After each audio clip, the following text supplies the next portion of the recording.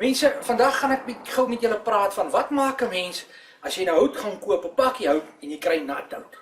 Nou jy weet nie hy's nat nie. Maar as jy begin vuur maak hieronder, dan sien jy die ding stoom soos 'n ketel. Aan hierdie kant is net vog en dit stoom en hy stoom hierso. En wat jy doen is jy gebruik 'n pakkie blits en hy stoom. En later is die blits klaar en hy stoom nog steeds. Daar's nie vuur nie.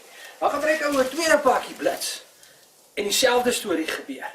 En dan hier by die derde pakkie blits, dan begin jy om te wen. Partykeer het jy nie eers 2 blitse nie.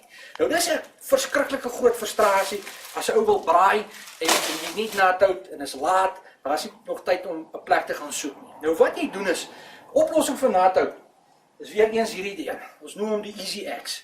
Nou die Easy Axe is wat julle gesien het, die nuwe tegnologie om hout te split met 'n hamer.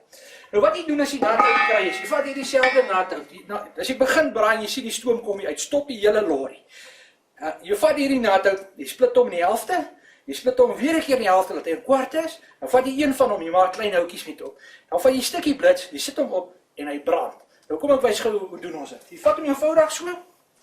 Lekker sit ek hom hier op die Easy Axe en dan gee hom net so. Daar split ek hom in die helfte. Vat ek hierdie helfte, nat hout, sit hom weer op. Daar split ek hom weer. En ons gee hom weer 'n keer.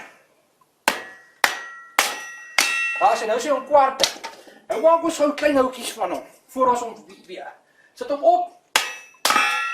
Nou maak ek gou klein houtjies. Daar sien, dis amper al reg. Ek kan dit nog kleiner maak. Kyk hoe vinnig is dit. Ek hoef nie te worry oor waar gaan ek nog niks kry nie. Hier trek al my klein houtjies. Baie vinnig. Ek kan dalk nog so 2, 3 maak. Ek vat daai nat hout wat ek in halfkwarte gesplit het, maak vuur en hy brand.